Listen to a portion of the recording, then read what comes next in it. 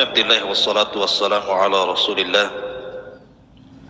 wa ala alihi wa sahbihi wa mawalah wa la hawla wa la quwata illa billahi wa ba'du. Alhamdulillah, segala puja dan puji hanya milik Allah subhanahu wa ta'ala. Salawat dan salam kita haturkan kepada baginda Nabi besar Muhammad sallallahu alaihi wasallam.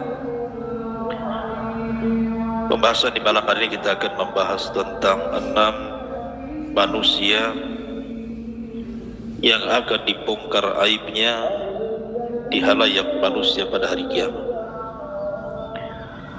Siapakah mereka? Apa dosa yang mereka lakukan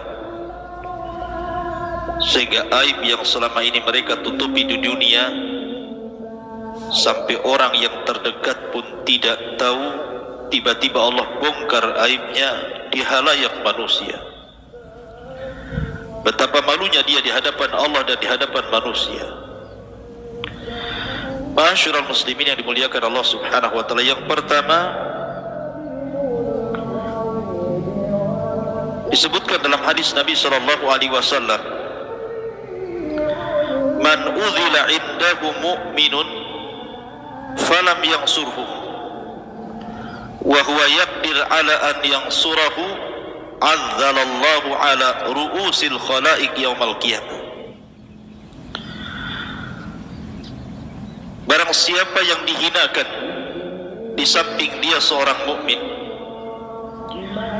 kemudian dia tidak menolongnya, padahal dia sanggup untuk menolongnya, maka Allah akan hinakan dia di hadapan halayak manusia pada hari kiamat.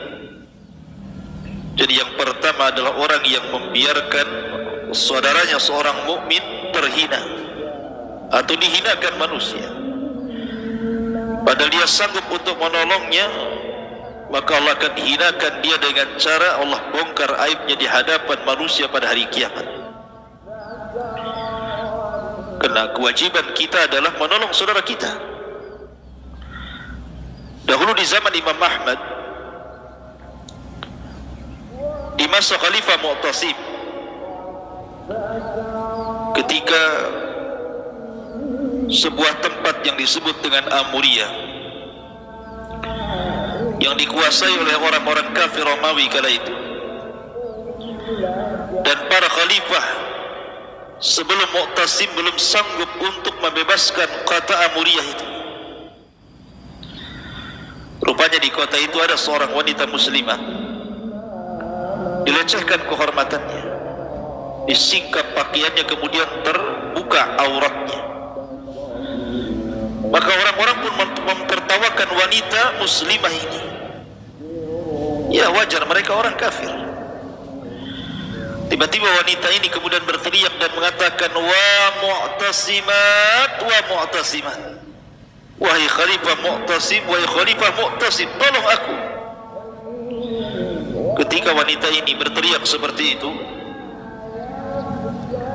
malah orang-orang kafir Romawi ini makin mentertawakan wanita itu dan mengatakan, berteriaklah sesukamu wahai wanita, di mana Mu'tasim dengan kita di sini? Dia jauh di Baghdad sana, di sini Amuriyah. Ma'asyiral muslimin yang dimuliakan Allah subhanahu wa ta'ala, tiba-tiba ada seorang laki-laki muslim mendengar teriakan wanita yang sedang dilecehkan itu. Tidak terima dia. Dia pun keluar dari Amuriyah, kemudian menuju Baghdad. Dilaporkan perkara itu kepada Khalifah Mu'tasim. Maka ketika itu kemudian, karena saat di masa Khalifah Mu'tasim itu Imam Ahmad sedang dipenjara di zamannya, karena ada perkara yang lebih besar tentang kehormatan seorang wanita yang sedang dihinakan. Maka Khalifah Mu'tasim mempersiapkan pasukan besar. Satu Baghdad dia kerahkan pasukan, diseranglah Amuriyah, dan Imam Ahmad dibebaskan sementara.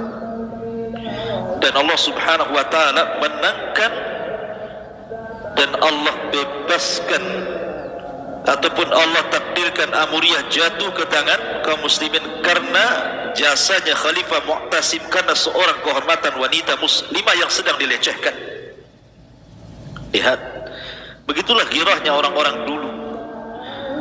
Dari sinilah makanya Imam Ahmad kemudian memaafkan segala kezaliman Mu'tasim kepada dirinya, karena jasa yang begitu besar seorang Khalifah Mu'tasim membela kehormatan seorang wanita muslimah yang dilecehkan, kemudian negaranya dibebaskan. Padahal para khalifah sebelumnya tidak bisa menyentuh Amuriah. Ma'asyiral muslimin yang dimuliakan Allah Azza wa Jalla, sehingga Imam Ahmad mengatakan, "Lau kana li da'watun mustajab la da'autul Mu'tasim." Kalau aku punya doa yang mustajab diijabah Allah, tentu aku akan berikan kepada Khalifah Mu'tasim. Harusnya seorang mukmin seperti itu. Tidak boleh membiarkan saudara yang dihinakan, kemudian kita sanggup menolongnya, kemudian kita tidak menolongnya. Bagi anda yang diberikan rezeki yang banyak, terkadang kita lihat saudara-saudara kita yang kurang mampu, tolong mereka. Ma'asyiral muslimin yang dimuliakan Allah Subhanahu wa taala. Kemudian yang kedua, al-mura'i, orang yang ketika beramal di dunia amalannya ingin dilihat manusia, dipuji manusia, didengar manusia, dibicarakan manusia. Maka orang-orang yang seperti ini pada hari kiamat akan dibongkar aibnya,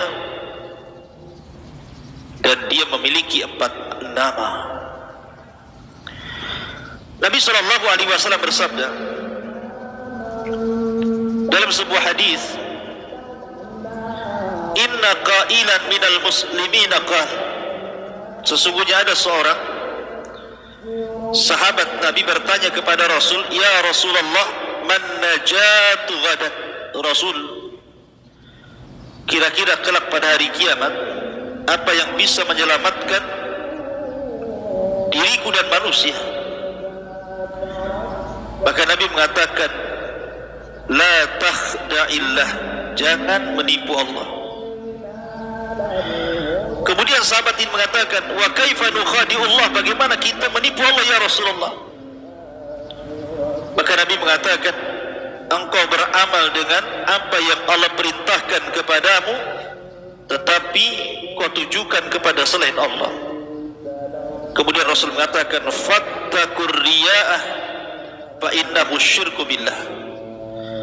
Hindari riya, takutlah kepada riya, karena itu kesyirikan kepada Allah. Fa innal mura'i, karena kelak orang-orang yang riya ini akan dipanggil di hadapan Allah pada hari kiamat di halayak manusia bi arba'ati asma, dengan 4 nama: ya kafir, ya fajir, ya khasir, ya ghadir. Subhanallah, dipanggil dengan sebutan kafir, fajir, khasir dan ghadir.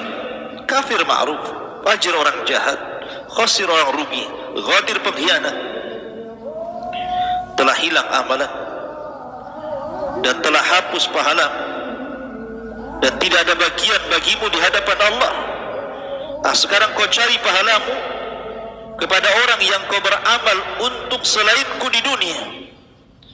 Maka Nabi SAW bacakan ayat, "Faman kana yarju liqa'a rabbih falyamal amalan salihah wa la yusyrik bi ibadati rabbih ahada."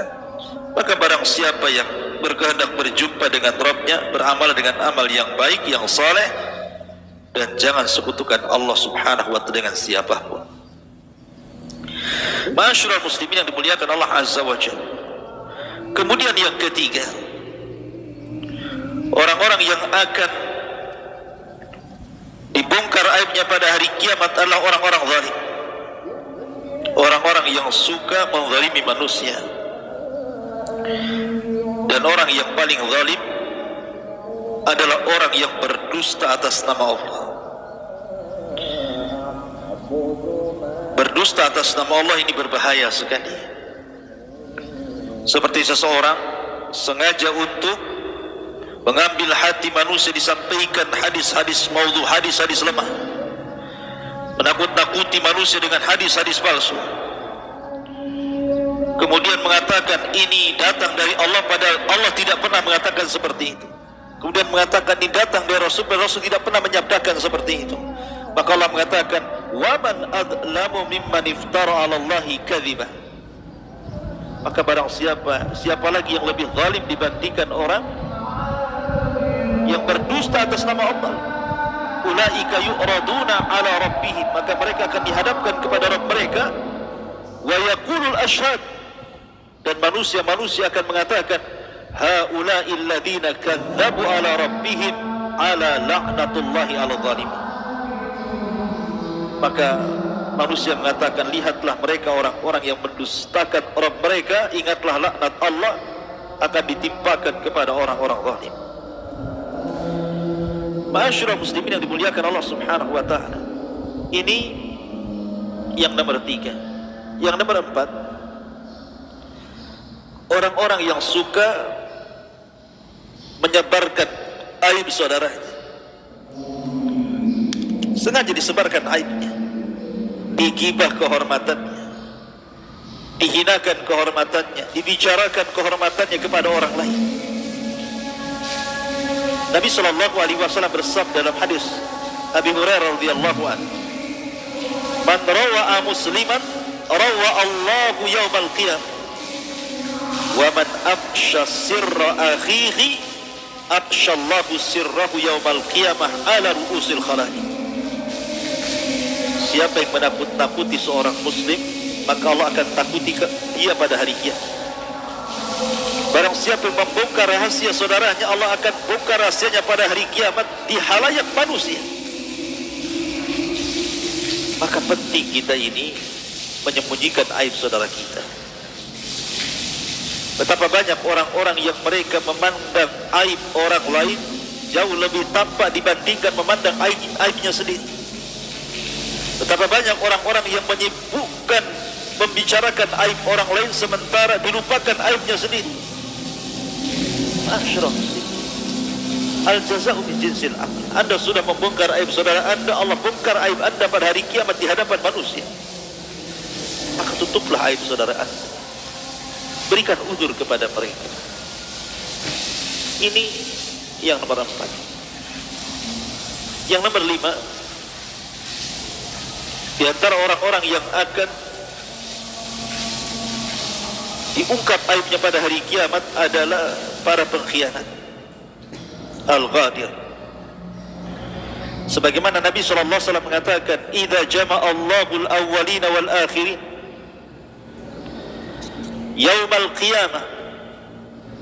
Apabila Allah Subhanahu wa taala kumpulkan manusia yang pertama dan manusia yang terakhir pada hari kiamat,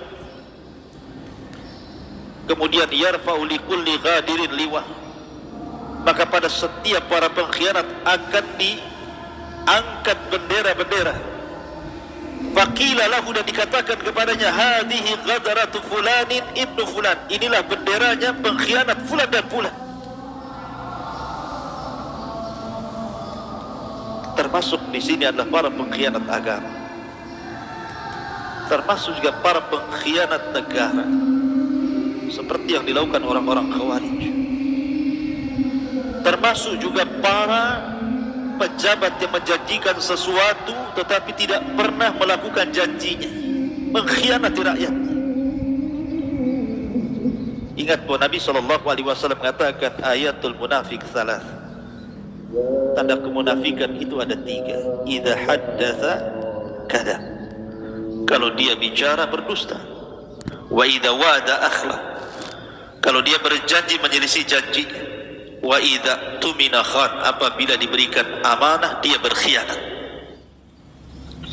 Jadi para pengkhianat pada hari kiamat akan dibongkar aibnya di hadapan manusia. Takutlah, bertobatlah kepada Allah Azza wa Jalla. Dan yang terakhir, di antara orang-orang yang akan dibongkar aibnya pada hari kiamat adalah al-kuffar wal munafiqun, orang-orang kafir dan juga orang-orang munafik. Disebutkan dalam sebuah hadis Nabi SAW bersabda ketika bicara tentang orang-orang kafir dan munafik, yudnal mu'min min rabbih yaumal qiyamah, akan didekatkan seorang mukmin kepada Rabbnya pada hari kiamat.